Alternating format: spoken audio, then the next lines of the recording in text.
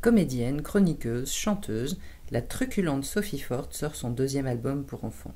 Il s'appelle Je suis vert et Sophie nous reçoit dans sa maison toute bleue pour nous le présenter. Alors, l'envie de faire des albums pour enfants, ça m'est venu, enfin ça m'est pas vraiment venu d'ailleurs. C'est-à-dire que j'ai pas décidé de le faire.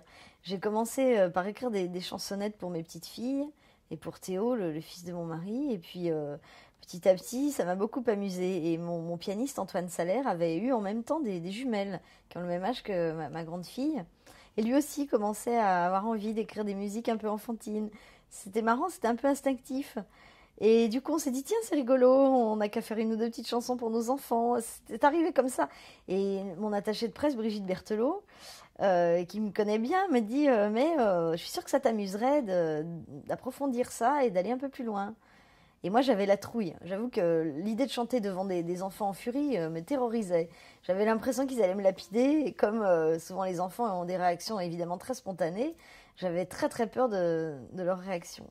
J'ai eu envie de le faire, voilà, et petit à petit, on a donc eu cette chanson pour faire un premier album qui était Maman dit qu'il ne faut pas. Et aujourd'hui, on sort le deuxième, Je suis vert. Toujours effectivement avec des sujets pas profonds, je sais pas, mais en tout cas de société, des sujets qui sont des sujets de la vie, tout bêtement, des sujets qu'eux rencontrent dans leur vie, des trucs voilà, de ce qui les touche, ce qui les blesse, ce qui leur fait peur, ce qui les amuse. J'essaie de me mettre un peu à leur place et de voir comment je voyais la vie quand j'étais petite. Aujourd'hui, j'ai la chance d'avoir des enfants qui chantent mes chansons, donc c'est encore plus émouvant. J'arrive dans une salle et j'entends leur petite voix. C'est extraordinaire ce partage.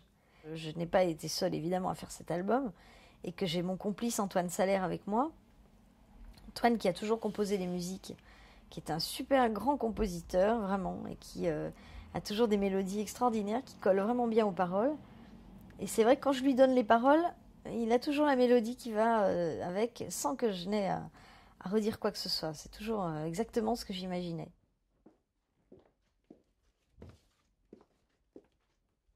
À part les chansons et la musique, qu'est-ce qui vous fait rêver, Sophie? J'aurais aimé être aventurière. Moi, j'ai beaucoup voyagé. J'ai fait des voyages vraiment incroyables avec des trucs très très extrêmes.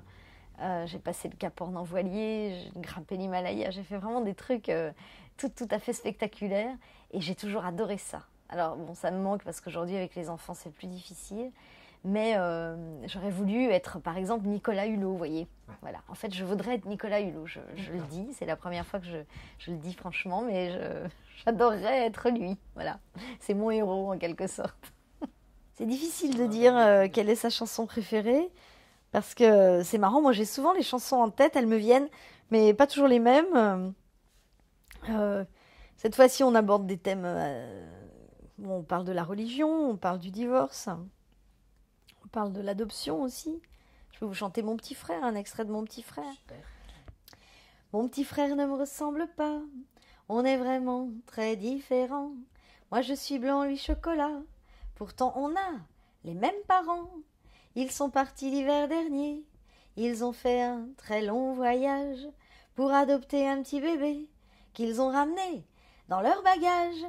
Mon petit frère vient de l'autre bout de la terre, à nous deux c'est rigolo, on dirait des dominos. Mon petit frère a des yeux pleins de mystère, et chaque fois qu'il me sourit, je vois bien qu'on s'est compris.